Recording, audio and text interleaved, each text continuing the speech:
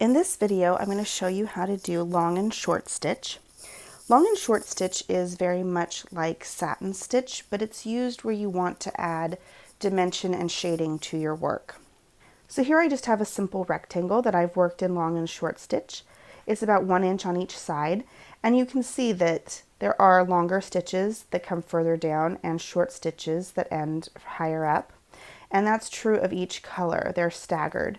Now this is very clear to see it because the colors are so different. I've got a pink and orange and a yellow.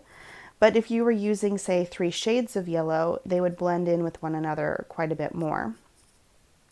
Over here, I've done the same thing with a circle, but in order to give it a sense of roundness, maybe to look like a berry, I've used this point as my center and I've radiated everything else away from there.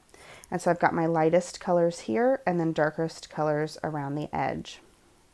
So when working long and short stitch, one of your first steps should be to plan how you want to shade the shape that you're stitching. So for a square, I'm definitely going to want to do this one with fairly parallel lines. This will be the direction of my stitching. I want to have that idea in mind.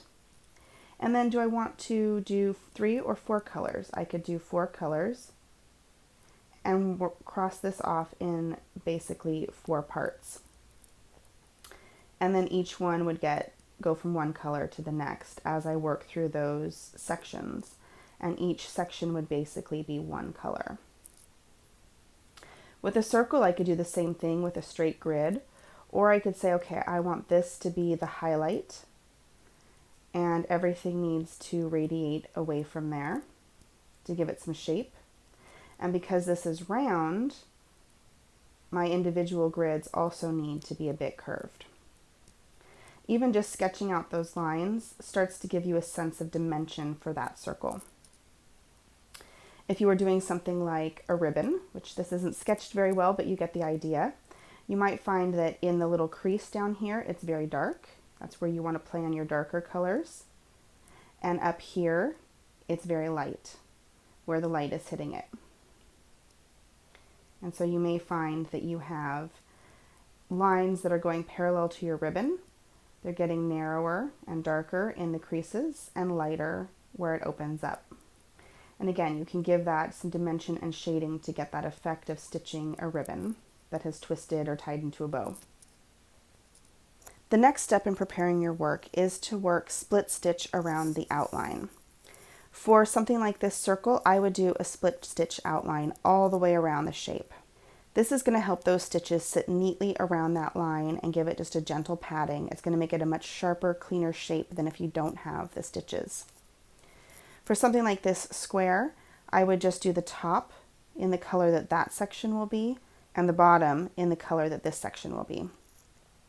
You don't need to worry about the sides because these will be long straight stitches that are done with the shading. Again, for this ribbon, I may not worry about the 2 sides because they're going to get done with longer straight stitches as you work it.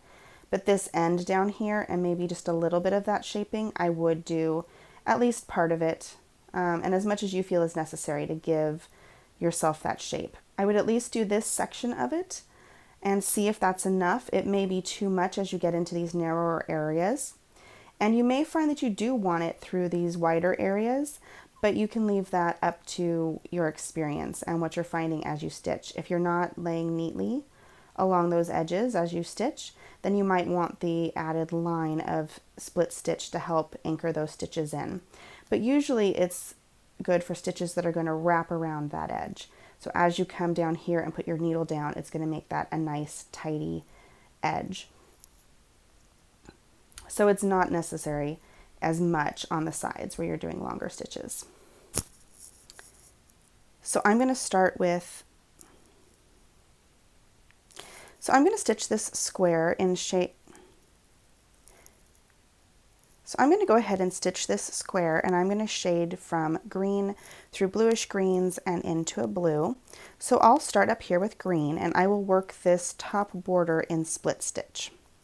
So I have started my split stitch along the top line of this square. And if you remember from the satin stitch lesson in the beginner embroidery class, the reason that we're doing split stitch is because it lays nice and flat. If you use other stitches like back stitch or a running stitch, there are little gaps between the stitches where the two stitches meet, and it's a little bit bumpy.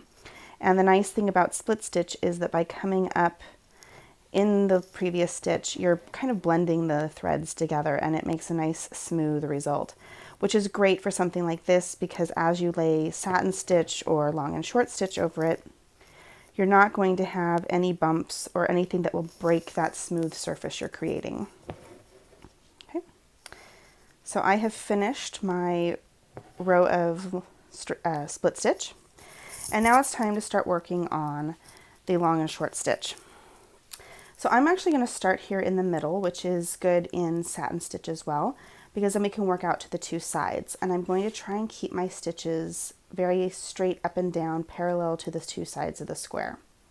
If I was doing it on the circle, I'd want to angle them out in kind of that starburst around the point that I'm shading, but that's not the case here in the square because it's all one size, or it's all one direction. So I'm going to come up roughly in the middle, and I'm going to come up a little for a long stitch first. So I'm coming up just below this line. So basically we want this first quarter of the square to be green, but we don't want it to end abruptly on this line. We want it to kind of stagger. So we're going to bring some of our stitches short above the line and some of the stitches long below the line. So I'm going to take a long stitch from here and go up and around that split stitch that I have made. And you can see that the stitch just wraps neatly over the edge. And then I'm going to start filling in with a short stitch. And you're just going to alternate a long stitch and a short stitch. And you want each of your stitches to end in maybe a slightly different spot. So some might be longer or shorter than others. It doesn't need to be incredibly precise, but you want that kind of feathered edge so that the two pieces fit together and shade rather than have an abrupt edge. Okay, so another short stitch.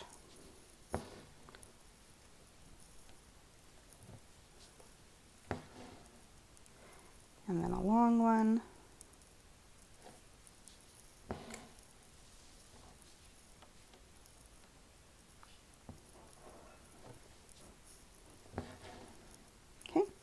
And I'm just going to continue a pattern like that all the way out to both edges. And when I get to the edge, I'm just going to go ahead and make sure I do one long straight stitch along each side. That'll go down at least part of that way. Maybe I'll do it short on one side and long on the other, or maybe I'll make them match. But you want just one straight parallel stitch along each of those sides. So I've finished my row of green stitches now, and you can see I have one straight stitch along each end right on the line that I've drawn for the box, and in between the stitches are somewhat staggered. That's kind of a jagged edge. This was, you can still see faintly, this light blue line that was about a quarter of a way along the box, and you can see that some of my stitches fall short of that, some of my stitches fall longer than that. You may even want some of them falling further into this second box, depending on how you want your shading to be. But now we're going to go ahead and start the next color, which is a slightly more greenish blue tone. And I'm going to start in the middle again, and I'm going to come up fairly high between these stitches so that I'm blending into those shorter ones. And then I'm also going to come down and do parallel stitches down into this second box. Since this is kind of a short stitch, I'm going to make it a short stitch as well.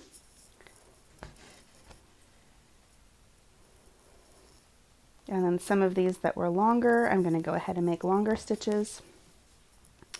And I'm just going to feather this in.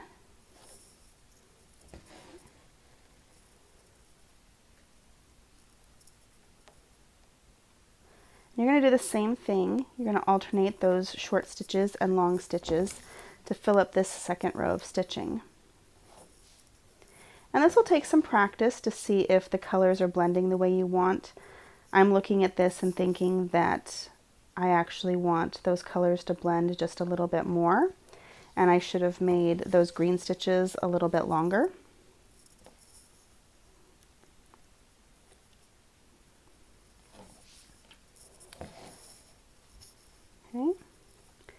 So I might try coming up a little bit higher so that I get a bit of a mix and doing some of these stitches.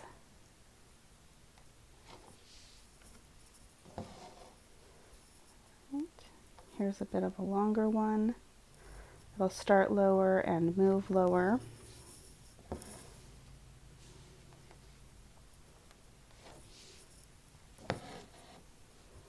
And really what you're aiming to create is an area with solid green, a band that's mixed green and greenish blue because the two colors are kind of feathering into each other, a band of solid greenish blue, and then the next color will be feathered together as well. So you're actually creating the illusion of three different colors here because at this long and short junction, the colors are blending together and you're getting kind of a mix of the two colors. So I'm going to go ahead and finish filling in this greenish blue. Again, I'll end with straight stitches on each side and feather it partway into this third box. So I'm partway through the third row here of a more bluish green. And as you can see, this is starting to blend a little bit. It's not a perfect blend because there is a bit of contrast between these colors, but there's also not a sharp line between them as though they were stripes. And you can see that these green ones are coming down pretty far into this kind of teal color, and these bluish ones are also moving pretty far up into there. So it's pretty staggered between each section. And I'm coming down now into this last section before we finish. So the goal here is to keep your stitches as parallel as you can since we're aiming for a nice smooth finish and we're working with a square.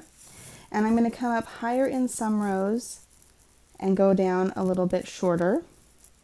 Not quite to that last line that I'm aiming for. And then I'm also going to do stitches that start lower and go past that line. And again, we're staggering these at the top and the bottom. So I'm just going to go ahead and finish out this one and work on that final row.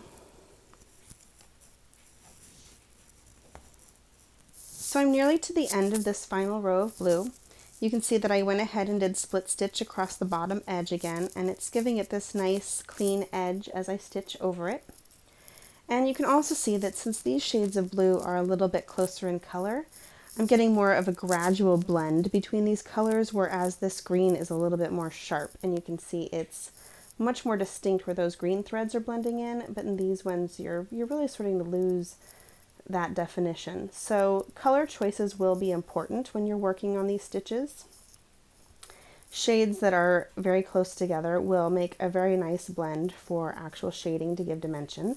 Not that a stronger contrast is bad, you can still get some fun effects with it, but this maybe wasn't the best green to blend into this next color.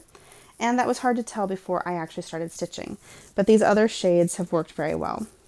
So I'm just going to go ahead and finish up these last few stitches.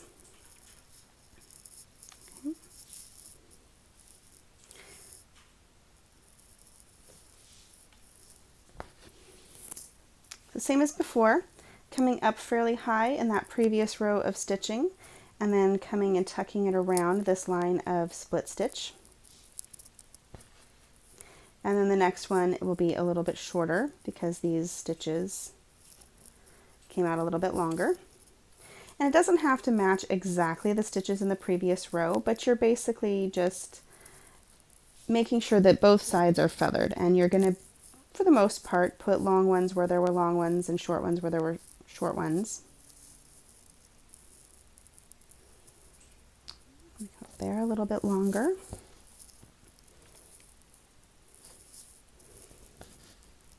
And then here's a fairly short stitch that I can do next to. And I'm not stabbing at exactly the end of the previous stitch.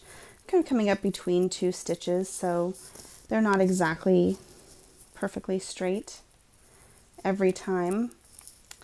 But I'm also not splitting the other stitches if I can help it. Just kind of nestling the new ones in between the ones that have gone down previously.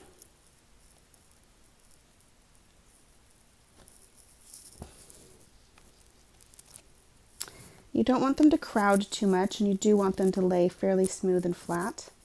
Typically I would not use 2 strands like I am here. I would use a thicker thread or 1 strand, but this was good for filling in this example fairly quickly. But two strands will fight against each other for a nice smooth finish. They'll twist more than if you had a single strand.